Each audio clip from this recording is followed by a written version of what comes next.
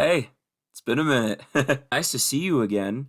Back to the channel of Ray is Blue. It has been a little bit, so my apologies for the time skip in videos, but we're here now. It is the present. I'm back with a video on Rise of the Guardians 3. I would just like to start off by saying that I was actually pretty excited for this movie, unlike a lot of other people. It seems that a lot of the community of like reviews and stuff for YouTube and movies and whatnot have kind of docked the MCU as of late. No one's really excited for their new projects, which like I kind of get, but like also there has been some great stuff that's come out of the MCU in, recent memory. You have Moon Knight, there's Loki, there's Miss Marvel, and then you can't forget about Spider-Man No Way Home. That film was like amazing. I get there were a few kind of bad movies in between, like Black Widow wasn't that great. I will agree to that. But I think the future of Marvel looks pretty promising, especially with this movie on the board now. This movie was like amazing, and I'm gonna get into why I think that. But first, as with most of my videos, I'm putting a major spoiler warning. There are a lot of spoilers in this video. If you have not seen Guardians of the Galaxy 3, I think you should go see it in theaters. It's an amazing film.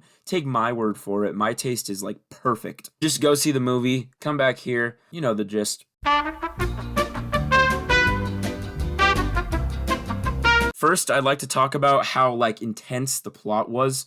It was way more high stakes than I thought it was going to be. Obviously, the promotional material was making it seem like Rocket was going to die the entire time. This guy was like hanging by a thread. It was madness. Everyone was like, oh, Rocket's gonna die. I feel so sad. I don't want to see this movie. Blah. But I was actually part of the minority that didn't think that he was going to die. Why did I think that? Well, I thought that for a few reasons. One, I think it was like way too obvious in the marketing he was gonna die. They're showing clips of his past and all of the posters were about him. But they tried to hammer in this idea that this is about Rocket, something's gonna happen to Rocket, guys. The other reason I think that they weren't gonna kill him is because his story isn't finished yet and it wouldn't be fair to his character. This guy has lost probably more than all of these guys put together. If you think about it, Rocket was experimented on, and then the people that he grew attached to were all killed. He lost his entire family. But then, in Guardians of the Galaxy 1, he starts to find a real family again. Rocket is in the happiest point of his entire life. And then the big hitter came along, Infinity War. Infinity War ended the lives of him, her, him, and left her alive, and then killed Drax. That movie was so sad, but I especially feel bad for Rocket, even though everything that he loved is gone. He has that motivation to live. Then in Endgame, I guess he like gets them all back, which was like pretty huge for him. So I don't think that Rocket was going to die just because of the promotional material. I think that they hammered it in too hard, and his story doesn't make sense if he just dies in this movie. No sleep till bum bum bum bum.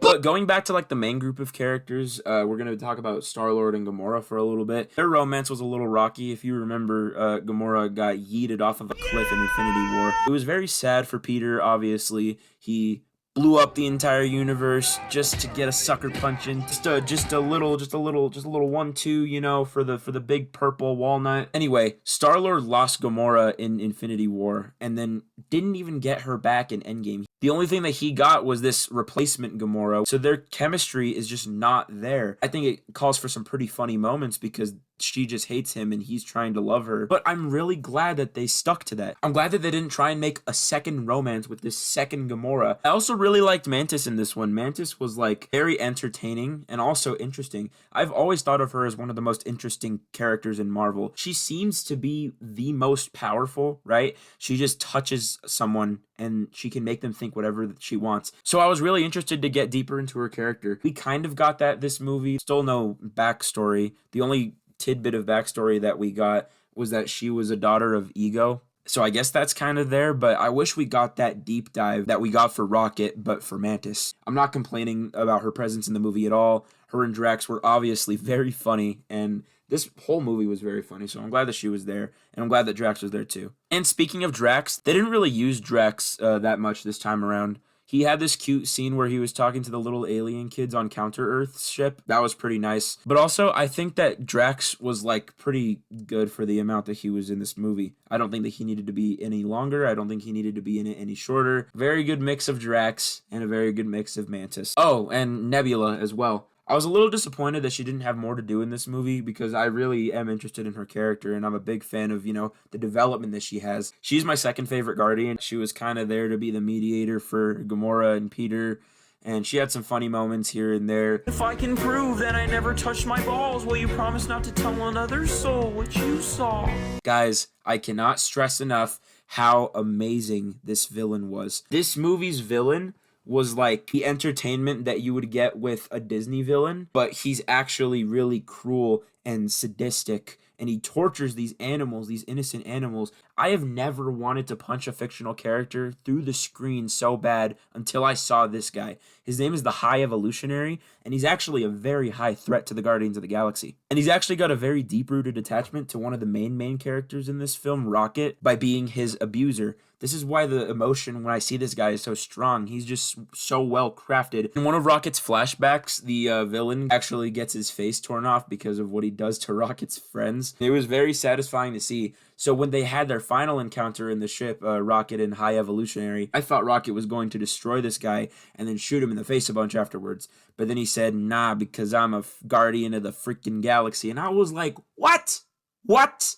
What? He killed your entire, basically, family, and you're just gonna let him go? Obviously, because it's Marvel, if a character is left there and their fate is not determined, that character is going to come back. So I'm glad that we're going to probably see more of this villain, especially in the continuation of Star-Lord's story. But as of right now, yeah, High Evolutionary is alive, and yeah, very good villain. Oh, and I also almost forgot to talk about Golden Homelander guy, Adam Warlock. Adam Warlock was pretty entertaining in this film. I love his actor as well. I am blanking on his name right now, but he's a great actor. He was in Meet the Millers. So I was really excited to see him. We didn't get that much of him except for like at the very beginning and the very end when all of that stuff happens. I like the way they handled his character in this movie. He's this overpowered superhero guy that was created in a lab. Instead of Adam being this like jerk and not caring for any life, he actually gains a sense of morality and he gains a sense of compassion and love for the people that he's hurting. He doesn't want to hurt people anymore. So when you take all of that into account, his redemption arc actually makes a lot of sense, and I'm really glad that he got the redemption he deserves. Yeah, Golden Boy was a very good addition to this movie.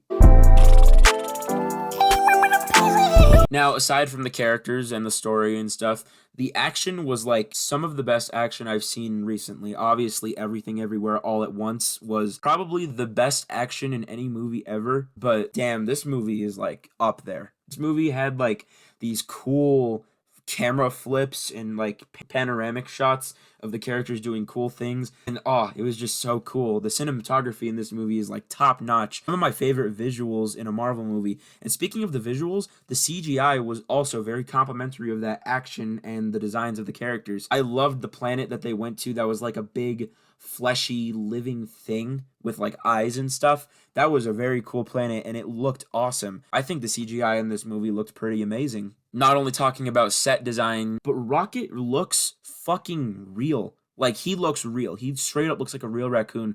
I know he looked real in the previous ones, but here they do like close-ups of his face and they just got so much detail in it. It's like they got an actual raccoon to somehow play the part of Rocket. It blows you away to see how far these visual effects have come. And in that same vein of like, the movie's production and, the set and the crew and the cast, the acting in this movie was like pretty astonishing, especially from the voice work of Bradley Cooper and the main role of Chris Pratt as Star-Lord.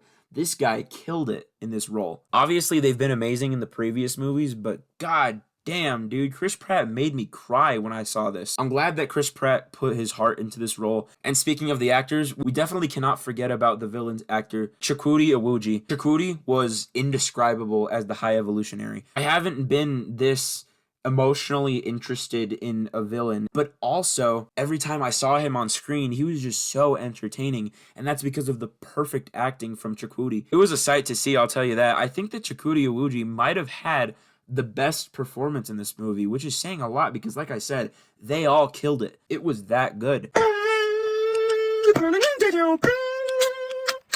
And lastly, for this video, I do want to talk about the ending. I think the ending of the film actually was a great closure for these characters, except for Star-Lord because there is a continuation for him. But I think that all of these characters disbanded in a very, very believable way. It was very natural. I know that a lot of people probably didn't like that there weren't any deaths at the end of this movie. Like, there were some very sad moments in this movie for sure, but there were no deaths. All of the deaths that happened were just fake outs. But saying that they were just fake outs is kind of unfair. I think that a fake out is only bad when it's dumb and it doesn't make sense. And there's like, oh, there's this magic thing that resurrects the character. I think that these fake out deaths only don't work whenever the writing makes them not work. But here, they made so much sense. So back to the ending. The only thing that really bothered me at the end of this movie was the way that Mantis left. She just left. This is what I was talking about earlier when I was saying that I think that Mantis should have been more of a forefront in this movie. I think that she should have been a more important character than she actually was. I want to go into, the buildup of Mantis's character. I don't think it was fully realized. The way she leaves the Guardians at the end is just so abrupt and out of nowhere. It's like, okay,